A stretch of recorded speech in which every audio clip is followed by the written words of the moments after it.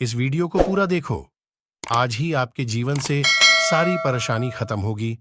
और चैनल को सब्सक्राइब और वीडियो को लाइक करें। जो व्यक्ति होता है वो हमेशा अपने आप को इसके लिए तैयार करता है कि जब मसीह आएगा तब मैं उसके सामने निर्दोष ठहरूं। वैसे तो आज मैं एक बहुत ही खास मुद्दे पर आपसे बात करने वाला हूं, पर उससे पहले मैं आज चाहता हूं कि हम प्रैक्टिकली आज कुछ करें। आप सभी जानते हैं कोविड-19 जो है वो लगभग पूरे दुनिया में फैल चुका है। हमारे इंडिया में भी काफ़ी लोगों की डेथ्स हुई है। इटली, यूएस में बहुत ज़्यादा लोगों की डेथ हुई है, जहाँ तक आप और मैं जानते हैं।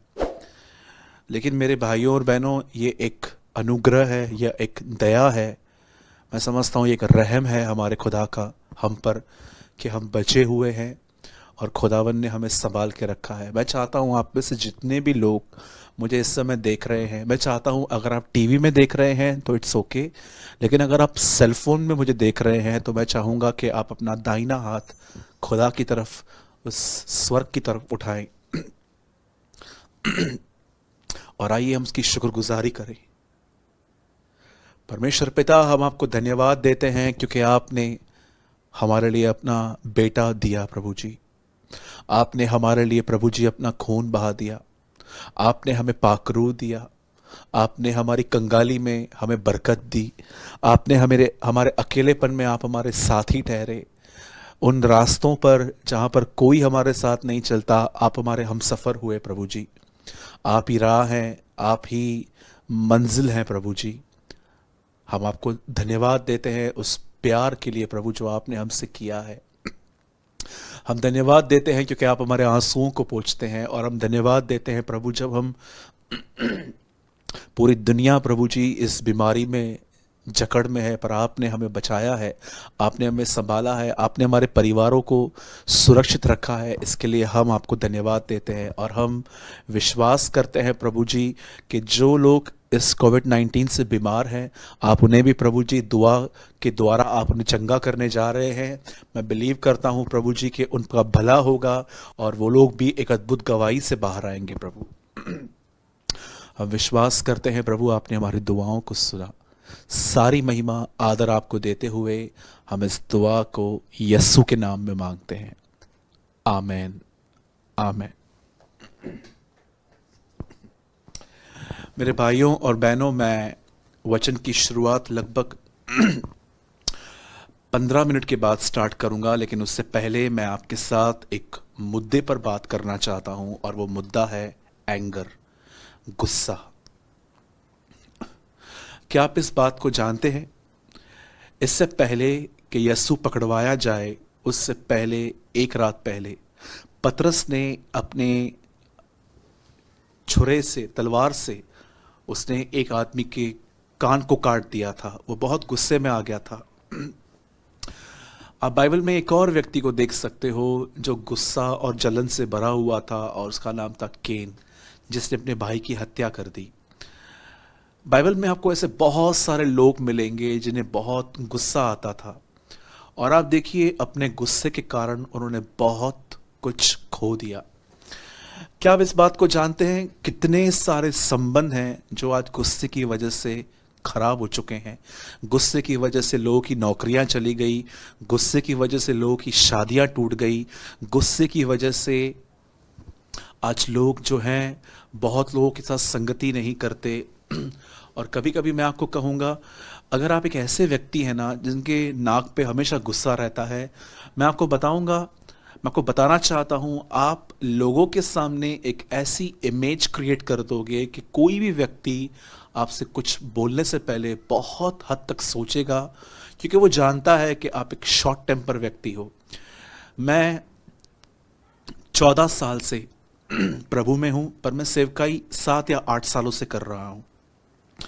इन 7-8 सालों में मेरे पास बहुत सारे लोग मिलने के लिए आए, ऑफिस में, चर्च के अंदर, और काफ़ी केसेस उसमें ये थे कि ब्रदर हमारी शादी जो है वो टूट चुकी है, लड़का लड़की को अपने घर पे छोड़ के आया या लड़की वहाँ से चली गई, और बहुत हद तक उनके बीच में जो रीज़न दिखाई दे रहा था वो था एटीट्यूड, गुस्सा, एंगर। कभी आपने इस बारे में सोचा है आपको इतना गुस्सा क्यों आता है? रीज़न क्या है? आज मैं आपको कारण बताना चाहता हूं कि हमें गुस्सा क्यों आता है, और मैं आपको रास्ता भी बताना चाहता हूं कि आप वहां से कैसे बाहर आ सकते हैं। पर सबसे पहले मैं बताना चाहता हूं कि गुस्सा जो है वो कितना खतरनाक है। देखिए, बाइबल के अंदर ऐसा लिखा गया है, क्रोध तो करो पर पाप मत करो। आपको ये बात समझनी है कि कौन सा क्रोध जो है वो पाप नहीं है और कौन सा क्रोध है जो पाप है। आप देखते रहेंगे, मैं जब भी प्रचार करता हूं मैं एक आयत लेता हूं और बाइबल का ही एक एग्जाम्पल यूज करता हूं उसे समझाने के लिए। अब देखिए, पौलुस ने एफिसियों में क्या लिखा, क्रोध तो करो परंतु पाप मत करो। आप जानते हैं किसी को करेक्ट करना, आप देखिए मैं भी करेक्ट करता हूं, आप भी कभी बच्चों को करेक्ट करते होंगे। अगर आपके बच्चे दूध नहीं पी रहे हैं, अगर आपके बच्चे खाना ठीक से नहीं खा रहे हैं, अगर आपके बच्चे स्टडी से ज़्यादा गेम्स खेलते हैं और अगर आप नहीं डांट रहे हो तो ये गलत है। अगर एक पास्टर अपनी कलीसिया को नहीं डांटता तो इसका मतलब मैं आपको लिख के दे सकता हूं कि उसकी कलीसिया बहुत सारी बातों में, गलत बातों में इन्वॉल्व हो जाएगी। क्यों यरूशलेम के चारों ओर दीवारें थी? क्योंकि प्रभु ने कभी नहीं चाहा था कि ये जो शहर है ये दूसरे शहरों के साथ मिक्स हो। आपको ये बात समझनी है यीशु के जीवन से कि देखिए, जब भी यीशु को दुष्ट आत्मा कहा गया, पेटू कहा गया, पियक्कड़ कहा गया, अलग अलग नाम दिए गए, कभी यीशु ने गुस्से में उन्हें कुछ नहीं कहा। जब भी लोग आपके कैरेक्टर पे फिंगर उठाते हैं, आपके लिए कुछ बोलते हैं, आपको गुस्सा नहीं आना चाहिए। लेकिन जब यीशु ने देखा कि मंदिर में व्यापार हो रहा है, लोग पैसों की लेन देन कर रहे हैं, लोग चीजों को बेच रहे हैं अंदर। अब देखिए, जो जानवर वो मंदिर के अंदर बेच रहे थे, वो सारे जानवर जो थे एक्चुअली वो बलिदान के लिए ही यूज होते हैं, पर वो क्या कर रहे थे, वो मंदिर के अंदर काम कर रहे थे, जबकि काम मंदिर के बाहर होना चाहिए। आज बहुत सारे लोग जो हैं वो प्रभु के मंदिर में बिजनेस करते हैं व्यापार करते हैं।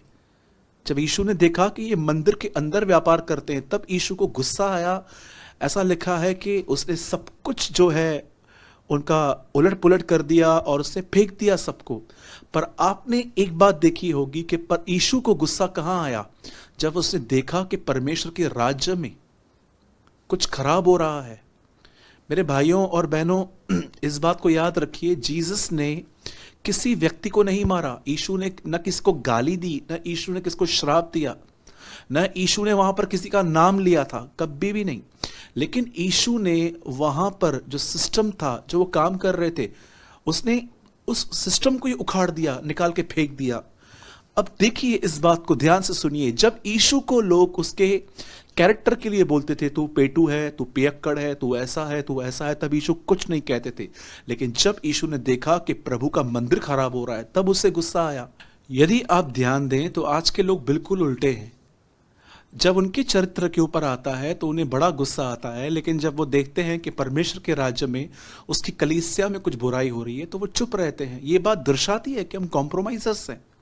आज मैं आपको बताना चाहता हूं मेरे भाइयों और बहनों, अगर आपको परमेश्वर के राज्य में दिख रही गड़बड़ी को देखकर अगर गुस्सा आता है तो नो प्रॉब्लम, ये कोई गुस्सा नहीं है। इवन आपने देखा कि जब यीशु सेवकाई करता था तो फरीसी उसे तंग करते थे, ऐसा लिखा गया कि यीशु ने क्रोध से उन्हें देखा।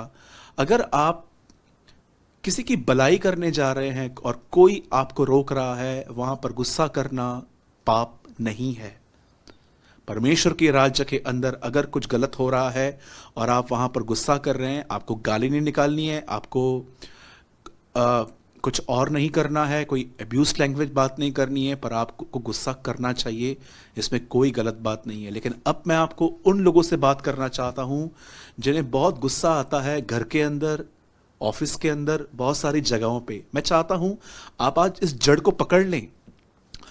मैं आपको बताना चाहता हूं, इस 14 सालों में 7 साल 8 साल की जो सेवकाई है, अनगिनत लोग आए जिन्होंने अपने गुस्से से अपनी नौकरी खो दी, संबंध खो दिए, अच्छे दोस्त खो दिए, और इवन मैं आपको बताना चाहता हूं बहुत कुछ उन्होंने खो दिया। अब मैं आपको जो समझाना चाहता हूं उस पर ध्यान दीजिए। बाइबल एक व्यक्ति के बारे में बात करती है जो एक सेना का जवान था। वचन कहता है उसे कोढ़ हुआ। कोढ़ होने के बाद एक बच्ची ने उसे कहा, तू इज़राइल जा। इज़राइल में एक भविष्यवक्ता है जिसका नाम एलीशा है। जा और उससे मिल और तुझे तेरे कोढ़ से आजादी मिलेगी। बाइबल ऐसा बताती है। अपने घर से कुछ गिफ्ट्स लेकर जब नामान जो एक आर्मी का ऑफिसर था, जब वो वहां पर निकला, तो बाइबल ऐसा बताती है जब वो एलीशा से मिलने के लिए गया, तब बाइबल बताती है एलीशा उससे फेस टू फेस और इतना नजदीक आके नहीं मिला। उसे दूर से ही आदेश दे दिया कि इस व्यक्ति को कह दो कि जाके यर्दन में डुबकियां लगाए, और जैसे ये आखिरी डुबकी लगा के ऊपर आएगा तभी ठीक हो जाएगा। पर बाइबल ऐसा बताती है नामान बहुत क्रोधित हुआ। जैसे उसको बहुत गुस्सा आया, वो गुस्से के मारे अपने देश को लौट रहा था, तब एक बुद्धिमान व्यक्ति उसके साथ था। मैं आपको कहना चाहता हूं मेरे भाइयों और बहनों, बुद्धिमानों के साथ संगति करें। एक अच्छा मेंटर रखें अपने लाइफ में जो आपको लीड करे कि आपको किस तरह की जिंदगी जीनी चाहिए। मूर्ख के साथ आप भी मूर्ख बन जाएंगे। अगर आप किसी ऐसे व्यक्ति को सुनते हैं या ऐसे व्यक्ति के साथ घूमते हैं जो सिर्फ दूसरों का विरोध करते हैं, तो आप भी विरोध करना सीखेंगे। यदि आप एक ऐसे व्यक्ति के साथ घूमते हैं जो एक व्यभिचारी की बड़ी जिंदगी जीता है, तो कल आप भी वैसे ही जिएंगे। याद रखिएगा, जिस तरह से आप लोगों के साथ घूमते हो, कल आप वैसे ही बनोगे। क्यों यीशु के 12 चेले इतना आगे जा पाए? क्योंकि वो यीशु के साथ घूमते थे शरीर में, और शरीर के जाने के बाद भी वो प्रभु के साथ आत्मा में चलते थे। आप जानते हो, उस बुद्धिमान व्यक्ति ने नामान से एक बात कही कि उसने तुझे कौन सा कठिन काम कहा, सिर्फ इतना ही तो कहा कि जाके यर्दन में डुबकी लगा और ठीक हो जाएगा। तब उस आदमी का दिमाग खुला और वो आदमी वहां पर गया, और ऐसा लिखा है कि जब वो ठीक हो गया तो उसकी जो स्किन थी वो हिम के समान पूरी तरह से वो श्वेत हो गया, एकदम अच्छे से हो गया। अब सुनिए, मैं आपको समझाना चाहता हूं कि इसे इतना गुस्सा क्यों आया। याद रखिएगा, गुस्सा 2 लोगों को ही आता है। एक जो लोगों से बहुत ज्यादा उम्मीद करते हैं, दूसरा जो अपने अंदर अपने बारे में बहुत उच्च विचार रखते हैं, हाई थिंकिंग। आप देखिए इस आदमी की पोजीशन क्या है। ये आदमी अपने सेना का एक बहुत बड़ा जवान है। इस बात को लेके इसे घमंड है। जैसे आज भी बहुत सारे लोगों को घमंड है, मैं ये हूं, मैं वो हूं, मैं घर का बड़ा हूं, मैं एक बहुत बड़ा प्रभु का दास हूं, ये हूं। और आजकल तो दिक्कत ये भी है कि लोगों को अपने बाइबल के ज्ञान पर भी घमंड है।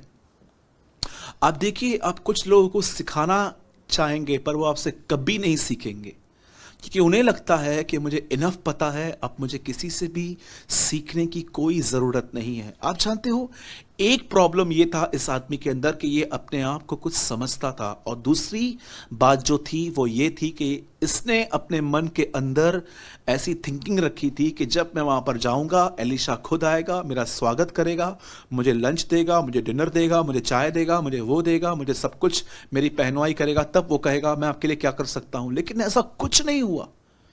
यही एक कारण था इस आदमी के गुस्से का। आज मैं आपसे पूछना चाहता हूं, क्यों आप किसी से बहुत जल्दी नाराज हो जाते हैं, गुस्सा कर बैठते हैं और गुस्से में ऐसी बातें बोल देते हैं कि सामने वाले के अंदर एक पॉइजन आ जाता है आपके लिए, और वो आदमी अब आपसे बात नहीं करना चाहते।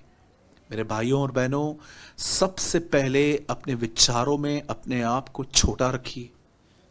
बाइबल बताती है यीशु परमेश्वर के समान एक था, पर उसने अपने आप को इस वश में रखने की वस्तु न समझा, परंतु वो एक धीन और नम्र व्यक्ति की तरह हमारे बीच में आया। अगर परमेश्वर राजा बन के आता तो भी ये नम्रता थी, पर यीशु इंसान बनकर हमारे बीच में आया। जरा आप सोचिए, आप अपने आप को क्या समझते हैं? क्यों आपको आदर न मिलने पर गुस्सा, तकलीफ और रोना आता है कि मेरा बर्थडे था, मुझसे पूछा नहीं गया, मुझे वेडिंग पे बुलाया गया लेकिन मुझे वैसे इज्जत नहीं मिली जैसे दूसरों को मिली। ये क्या है? ये उम्मीद है। उम्मीद आपको हमेशा ठोकर खिलाएगी। अगर आपको उम्मीद करनी ही है, भरोसा करना ही है, आप खुदावंद पर कीजिए। मेरे भाइयों और बहनों, आप में से जितने भी ओल्ड 40, 45, 50 के ऊपर मुझे देख रहे हैं, मैं यीशु के नाम में कहता हूं, अपनी औलाद से भी इतनी उम्मीद न करें। मैं विश्वास करता हूं, मेरे जितने भी जो बुजुर्ग मुझे देख रहे हैं, मैं यीशु के नाम से कहता हूं, आपके बुढ़ापे के दिन आपके जवानी के दिनों से अच्छे होंगे, लेकिन उम्मीद न करें, अदरवाइज आप भी उनकी तरह बन जाएंगे जो सुबह शाम उठते बैठते एक ही बात बोलते हैं, मैंने इनके लिए इतना कुछ किया पर इन्होंने मेरे लिए क्या किया।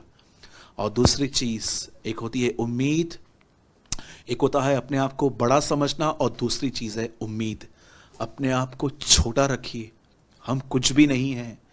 कुकर प्रेशर में से जब भाप बाहर आती है, वो सेकंड्स में दिखती है, सेकंड्स के बाद गुम भी हो जाती है। याकूब में लिखा है, तुम्हारा जीवन है ही क्या, तुम भाप की तरह हो।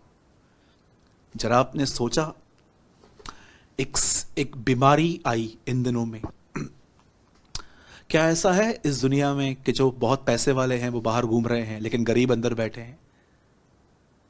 कोई नहीं है ऐसा, सब अंदर बैठे हैं। कहां गया उनका पैसा? आज उनके पास पैसा तो है, पर वो कुछ खरीद नहीं कर सकते, कुछ भी नहीं कर सकते। मुझे लगता है इस बीमारी से हमें सीखना चाहिए कि जब कुछ ऐसी भी चीजें आती हैं जहां पर आपको पैसा काम में नहीं आता है, मेरे भाइयों और बहनों, अपने आप को शून्य बना के रखिए। आप कितने भी अमीर हैं, याद रखिएगा, आप पलंग खरीद कर सकते हैं, नींद नहीं। आप दवाइयां खरीद कर सकते हैं, सेहत नहीं। आप घर ले सकते हैं, लेकिन घर को बनाता खुदावंत है। मेरे भाइयों और बहनों, अपने आप को दीन और नम्र बना के रखिए, जमीन से जुड़े हुए व्यक्ति बनिए। आपको जितना खुदा ऊपर उठाए उतना आपको नीचे जाना चाहिए। और मैं विनती करता हूं, किसी से उम्मीद न करें कि कोई आपके लिए ये करेगा, कोई आपके लिए ये करेगा। हमेशा खुदा से कहें, खुदा मेरे हड्डियों में ताकत दे ताकि मैं अपना काम खुद कर सकूं। किसी से उम्मीद ना करें। यही रीजन होता है लोगों को गुस्सा आता है। और अगर आप अपने गुस्से पर विजयी पाना चाहते हो पूरी तरह से, तो मैं आपको एक चाबी देता हूं। गलातियों के अंदर आत्मा के फल लिखे गए हैं, और उनमें एक फल है संयम, सेल्फ कंट्रोल। सेल्फ कंट्रोल के जब सेल्फ मुझसे आगे दौड़ रहा है कि उसने मुझे इतना कुछ बोला, मैं कैसे छोड़ूं, तब सेल्फ को कंट्रोल में रखना कि नहीं, तुझे कुछ नहीं कहना। यह पवित्र आत्मा का फल है। यदि आप एंगर पे कंट्रोल पाना चाहते हैं, इसे एकदम जड़ से खत्म करना चाहते हैं, तो याद रखिएगा, आपको प्रतिदिन खुदावन से यह कहना चाहिए, मुझे पवित्र आत्मा से भर। और वही पवित्र आत्मा आपको एक फ्रूट देगा जिसका नाम है सेल्फ कंट्रोल। परमेश्वर ने हमें भय का नहीं, परंतु सामर्थ, संयम, सेल्फ कंट्रोल और प्रेम का आत्मा दिया है। सिर्फ पवित्र आत्मा ही है जो एक व्यक्ति को प्रॉपरली गाइड करता है कि कब कुछ नहीं बोलना है और कब बोलना है। और मैं आपको बताना चाहता हूं, ये एक वार्निंग नहीं है, मैं बड़े प्रेम में आपके साथ कह रहा हूं। याद रखिए, अगर आपने अपने गुस्से पर विक्ट्री नहीं पाई खुदा के फजल से, इसके लिए भी एक स्टेप है। कुछ भी ऑटोमेटिक नहीं होगा। आपको प्रभु के पास जाके ये कहना पड़ेगा कि प्रभु, मैं इतने साल तक ये कहता रहा कि इन्होंने मुझे गुस्सा दिलाया, पूरी गलती मेरी नहीं थी। प्रभु को आपको ये कहना चाहिए, प्रभु पूरी गलती मेरी है, मुझे पवित्र आत्मा से भर, और ताकि मैं गुस्से पर कंट्रोल पाऊं, मैं गुस्से पर विजय पा सकूं। और याद रखिए, अगर गुस्से पे आपने काम नहीं किया तो ये गुस्सा आपको आगे चल के आपके बहुत सारे संबंध खराब कर देगा। मेरे भाइयों और बहनों, संभालिए, ये अंतिम समय चालू है। आइए मैं आपके साथ आज कुछ कलाम मुकद्दस से शेयर करना चाहता हूं जो बहुत इंपॉर्टेंट है।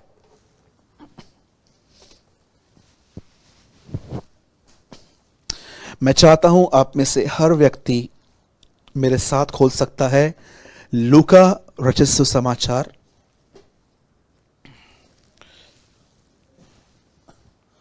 लूका रचित सुसमाचार, और उसका हम एक काम करेंगे, हम मरकुस खोलेंगे, मरकुस का 5वां अध्याय, mark chapter 5। Mark the gospel of mark chapter 5, मरकुस रचित सुसमाचार उसका 5वां अध्याय, मरकुस की इंजील उसका 5वां बाब। हम खोलेंगे 5 अध्याय और उसका मैं पढ़ूंगा आपके लिए। मेरे स्क्रीन पर आपके लिए ये वचन लगा हुआ है। फिर उसने उन्हें चिता कर आज्ञा दी कि यह बात कोई जानने न पाए और कहा, इसे कुछ खाने को दो। आइए, मैं चाहता हूं आप अपना पवित्र शास्त्र इस समय पास में कहां रख दें और आप आने वाले 15 से 20 मिनट आज वर्ड को बहुत अच्छे से कंसंट्रेट करें। मैं आपको सच कहता हूं, अगर आपने ये प्रिंसिपल जो मैं आज आपके बीच में जो सिद्धांत प्रचार कर रहा हूं, अगर आपने ये बात समझ लिया, मैं आपको सच कहता हूं, आप हमेशा उस पेड़ की तरह रहोगे जिसमें हमेशा फ्रेशनेस, एनर्जी, आपके ऊपर अभिषेक बना रहेगा।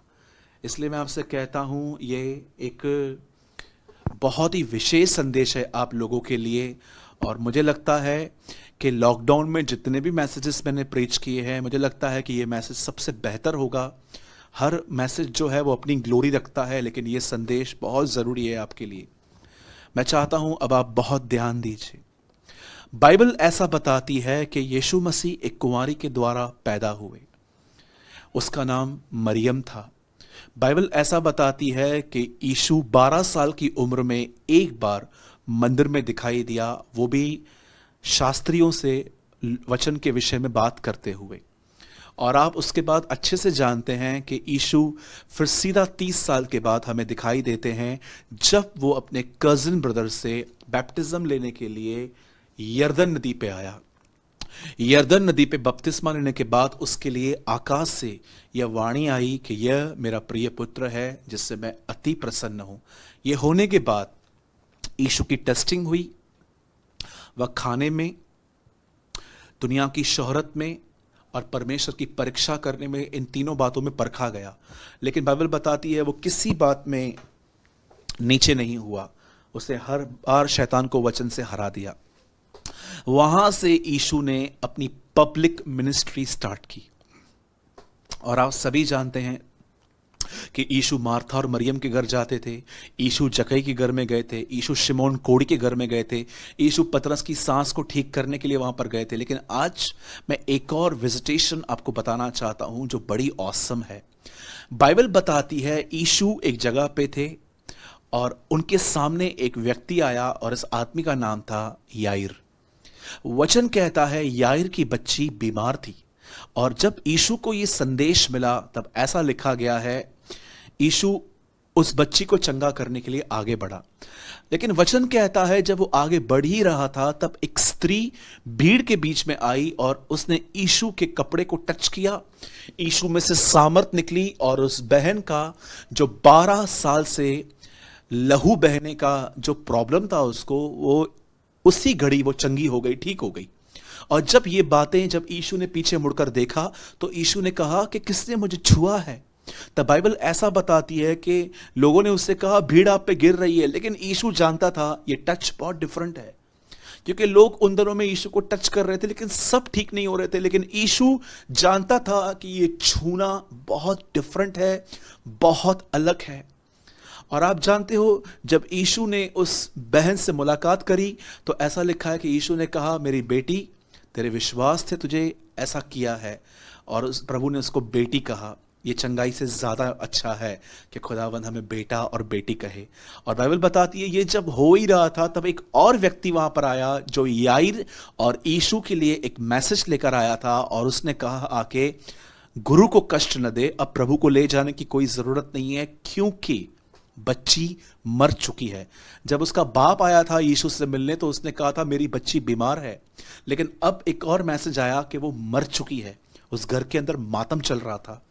लेकिन यीशु ने जब ये बात सुनी तो यीशु ने सबसे पहले एक काम किया, लिखा है उसने उसे अनसुना किया और याईर से कहा, डर मत, केवल विश्वास रख।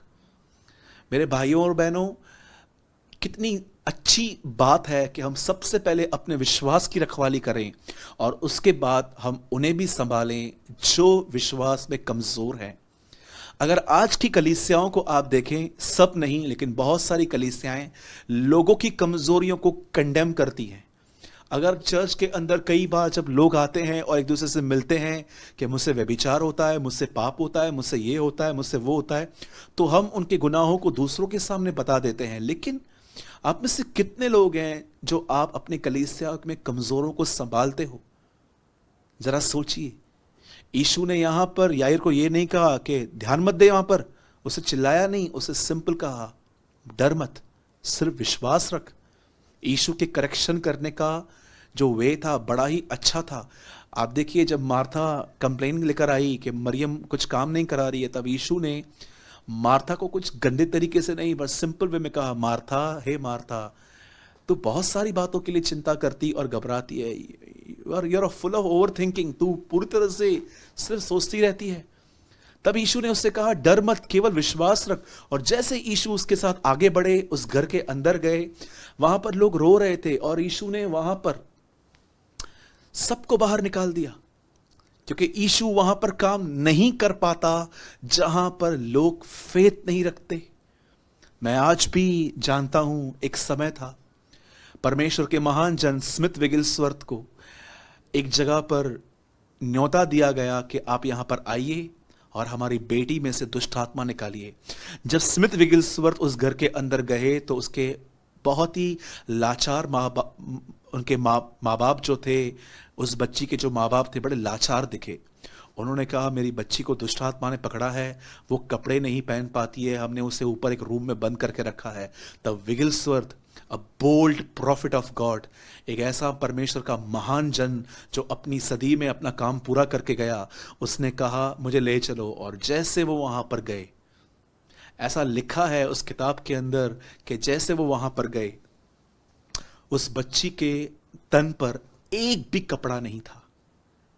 विगिलस्वर्थ ने घुटने टेके दुआ करना चालू की। 3-4 घंटे दुआ करने के बाद जब उन्होंने आंखें खोली तो उन्होंने क्या देखा? वो बच्ची बिल्कुल उनके सामने लेटी हुई थी और वो बच्ची का पूरा बदन येलो हो गया था, पीला हो गया था, और वो बच्ची मर चुकी थी। और उसमें से जो दुष्ट आत्मा निकली थी, विगिलस्वर्थ उसे देख पा रहे थे। और